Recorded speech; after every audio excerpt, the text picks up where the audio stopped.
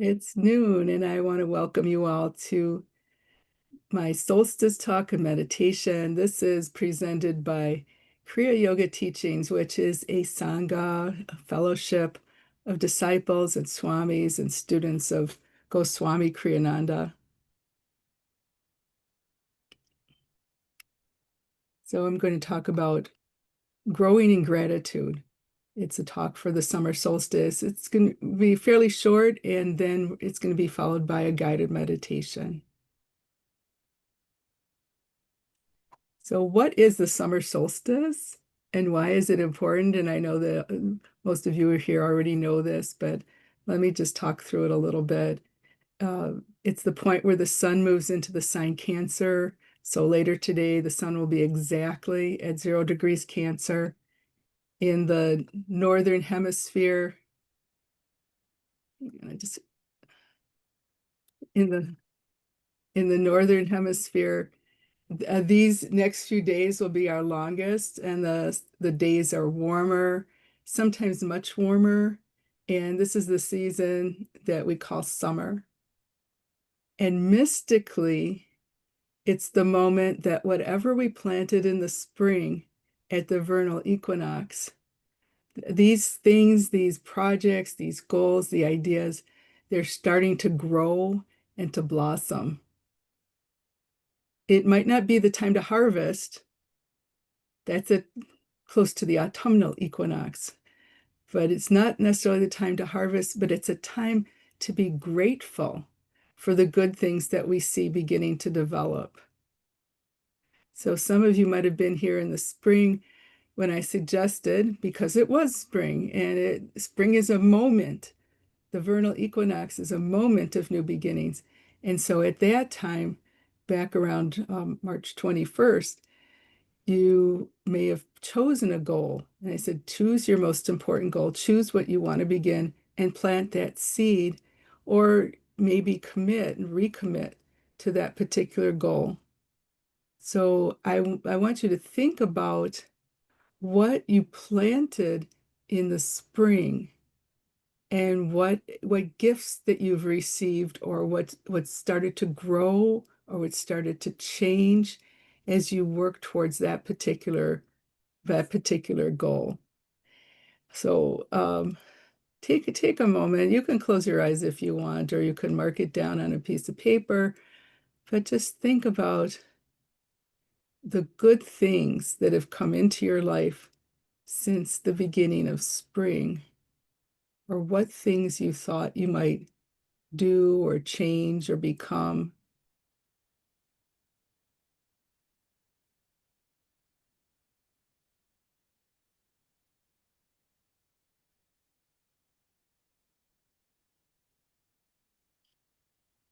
And so that's why I would talk a little bit about gratitude, because this is our time to be grateful for those things that have come into our lives. And if you can't think of, particular specific things related to goals, it's a good time to be grateful just for here we are, we're together, we're sitting together, we're having this special time where uh, we're thinking about we have time to contemplate, we have time to consider, we have time to think about astrology. So I'm really grateful for that. I'm grateful for the time that we've gotten to spend together since the spring.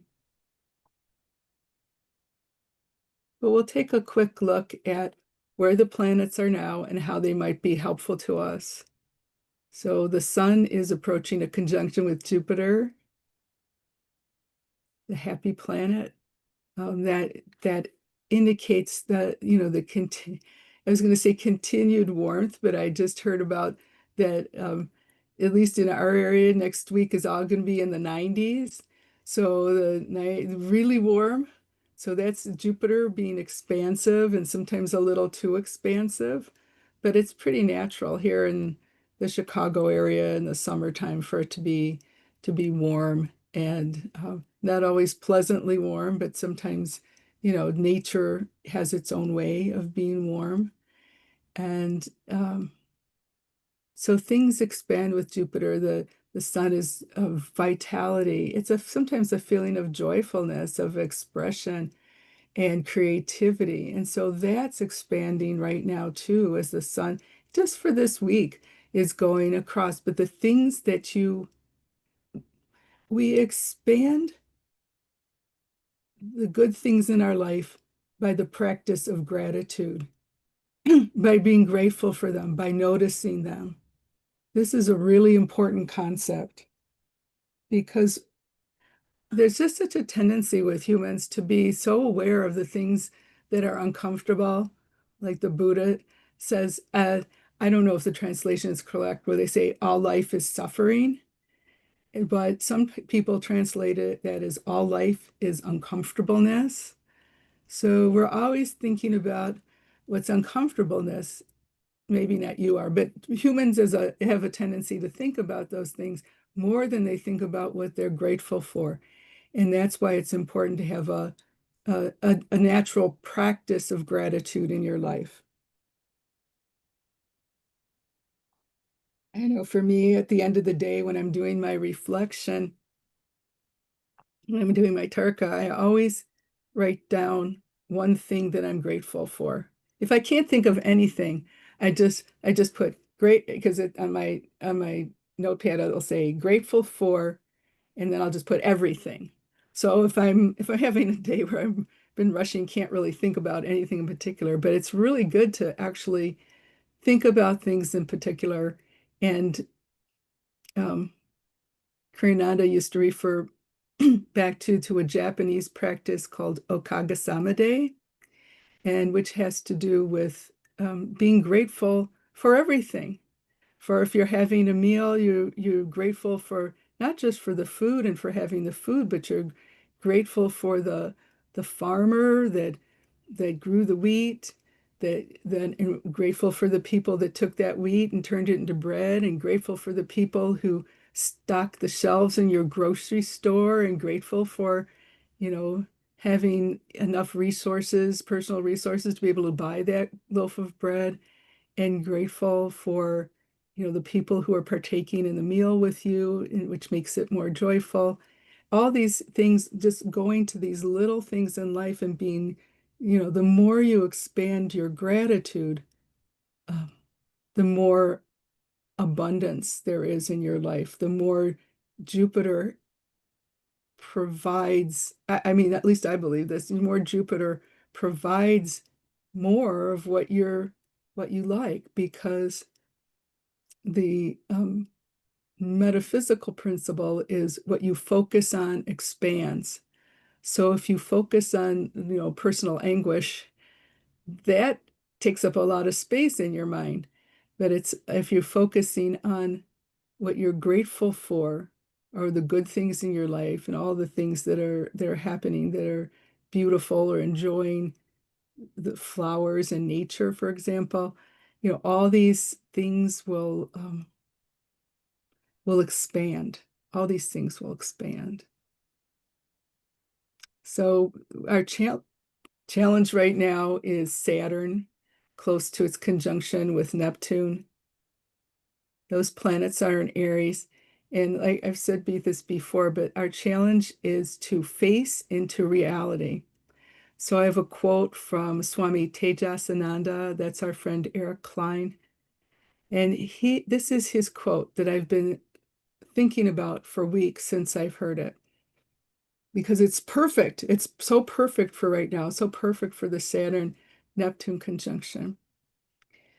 He said, until you meet your life fully as it is, the wisdom that is encoded in experience will be concealed, and the next step of your awakening journey will remain hidden. So I'm going to read that a couple more times, because as I say it, I want you to think about it and digest it and relate it to the Saturn-Neptune conjunction. Until you meet your life fully as it is. And I'm going to stop there and just say that I think there's a certain human tendency to block things out, to not look at the whole experience, again, to experience uncomfortableness and not deal with things as they are presented to us, or not have realizations of what those things are as life presents them to us, and go off and do other things, turn on the TV, look at your phone, um, go do some other, run in the opposite direction. But until you meet your life fully as it is, the wisdom that is encoded, that means that in every moment has wisdom encoded in it. Wisdom that is encoded in experience, in our experiences, will be concealed, it'll be hidden, which is a Neptune word. And the next step of your awakening will remain hidden. Your awakening journey, we're all on this wonderful journey of awakening, and we wake up a little bit, and then sometimes, life gets tough. We pull back and we go back and forth with this. This is I'm going to read it just one more time. That's okay. Just one more time.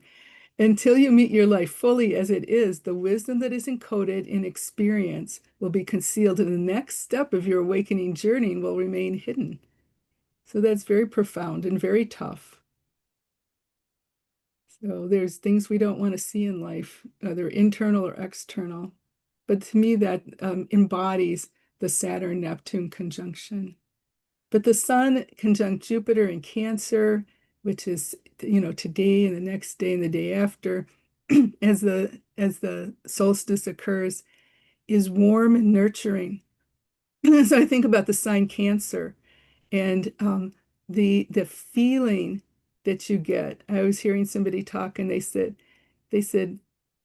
imagine holding a baby kitten, or a baby, actually, I would think, but he's the expression of a kitten, as long as you like cats, okay, kitten or a puppy or some little baby thing. And there's something that arises in us, just they're so cute and they're so sweet. And this feeling of warmth and nurturing arises in us that is transformational, transforms us from just, how we were before. And that feeling of nurturing, that's the best of the sign Cancer. And then I like how life works, because I'm reading Ken Liu's translation of the Tao Te Ching. And I just read a page and then I put it down for a while, and then I come back. So the last night, I think I came back to the book and I opened it up. And this particular chapter, it's somewhere in the 50s. I'm sorry, I don't know the number of the chapter, but it's about the Te, or the virtue. And this is the quote. The virtue of those that follow the way, or the Tao, nourishes, generates, rears, shelters, heals, cares, protects. To create without possessing, to give without expecting, to nurture without dominating. These are the qualities of the ineffable virtue.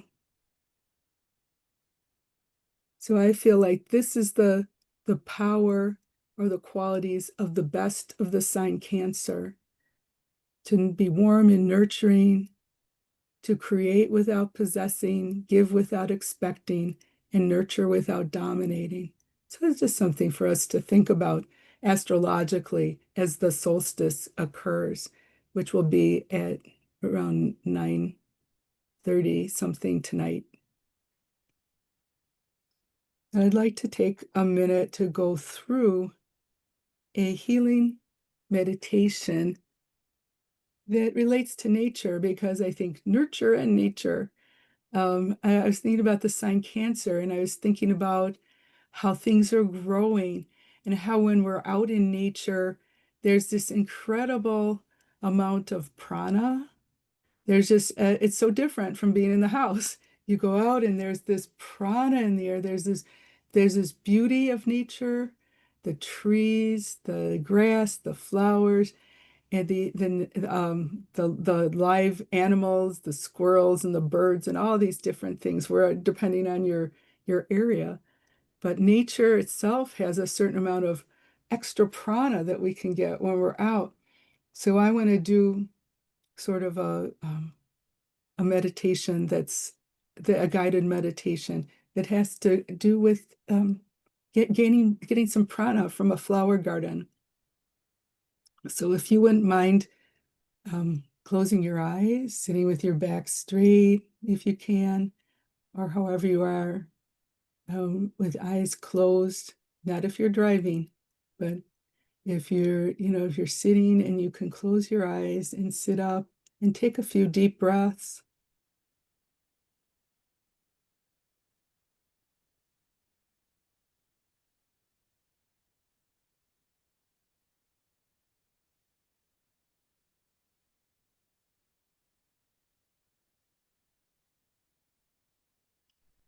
And begin to scan through your body to relax. Relax your feet, your toes, your ankles, your lower legs, your knees, your upper legs.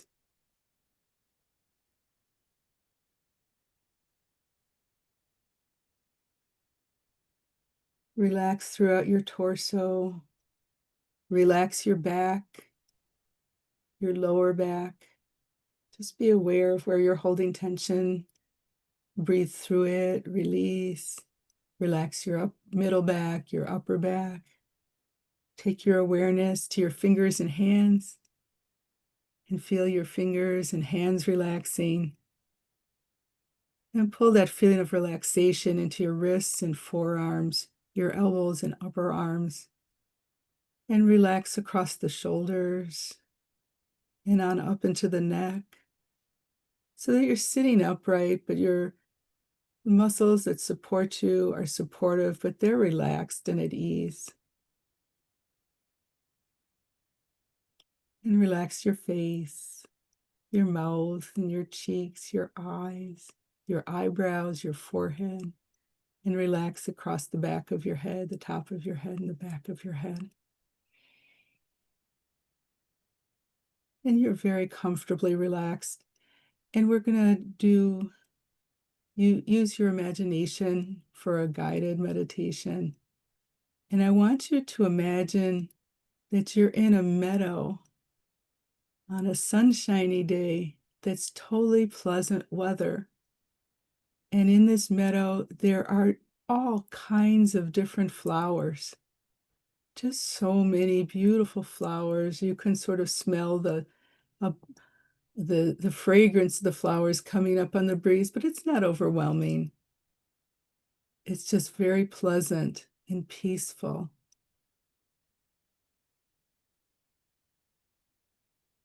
And I want you to see that there's different groupings of flowers.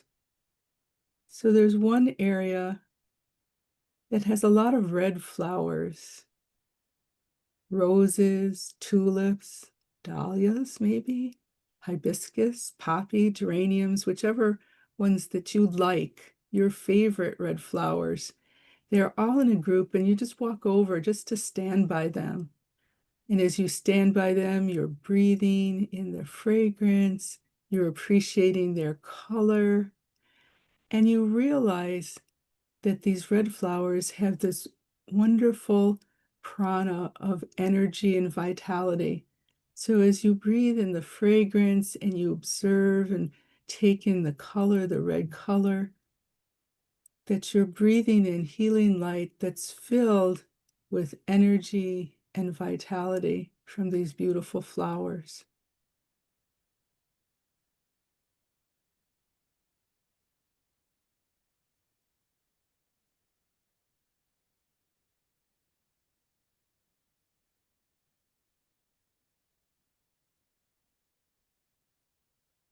And then you observe that not too far away, there's a grouping of orange flowers.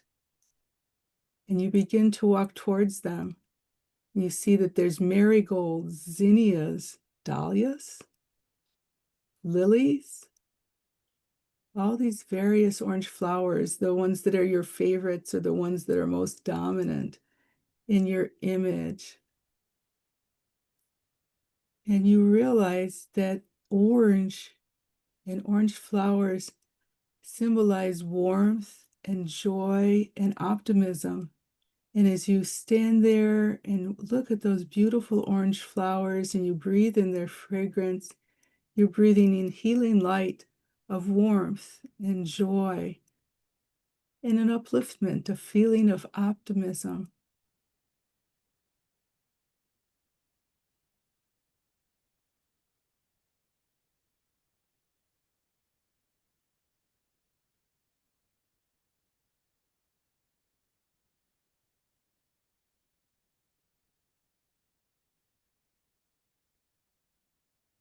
And then you become aware that a little way farther off, there's some yellow flowers, and you just take a walk, start strolling towards them in an easy and comfortable way. And you begin to observe all these yellow flowers, sunflowers, daffodils, marigold, oh, and those yellow daisies. So bright and yellow. And this yellow color of the flowers and the flowers themselves have a creative energy and also like a mental, intellectual energy. They're stimulating that in you just as you're looking at them and breathing in the flowers and breathing in a healing light of creativity and mental energy, positive mental energy.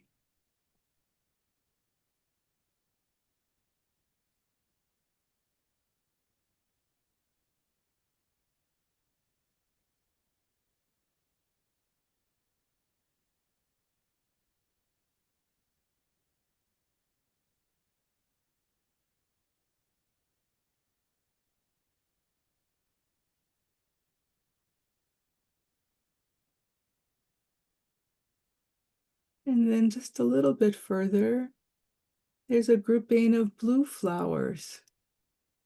And you move towards the blue flowers. And there are a wonderful variety of blue flowers, forget-me-nots, blue hydrangea, blue daisies, cornflowers, all kinds of blue flowers that are in that meadow.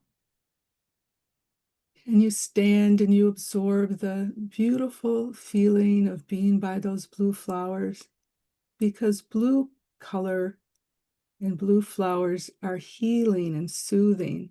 And you feel yourself breathing in that healing light, blue light of healing and soothing, and it's permeating every cell of your body.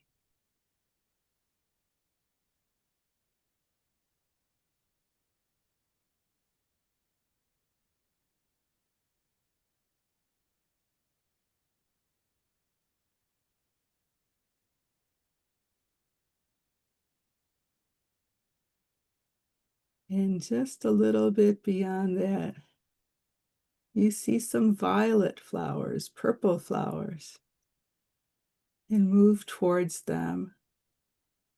You feel really drawn towards them. They are so calming and relaxing. There's violets and irises and pansies and hyacinth and especially lavender with that wonderful calming fragrance. So take some time to observe the purple flowers, the violet flowers, and be aware that the healing light that's coming in with every breath is calming and relaxing you.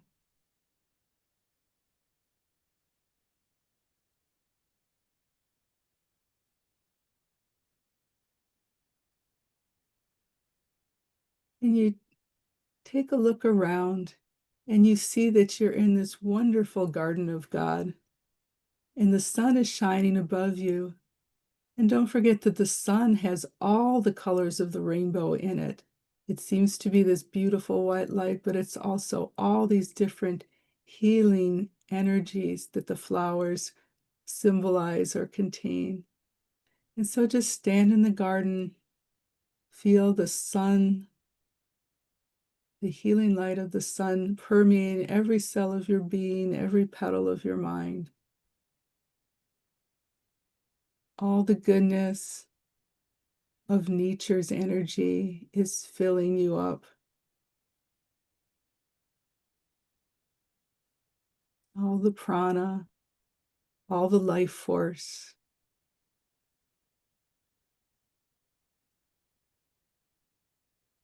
And we're grateful for all these wonderful things that surround us with beautiful light energy.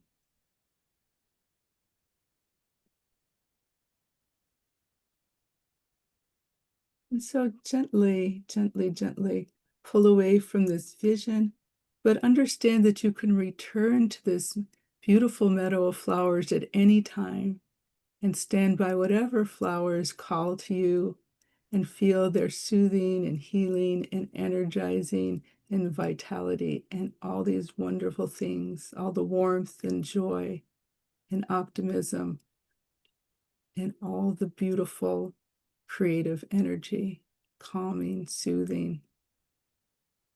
It's always there for you in this beautiful garden. So come back and sort of feel your physical body awareness sitting in a chair or sitting on the floor, wherever you are, and wiggle your fingers and toes a little bit to come back. And I just want to give a blessing for an astrological blessing for the solstice to conclude.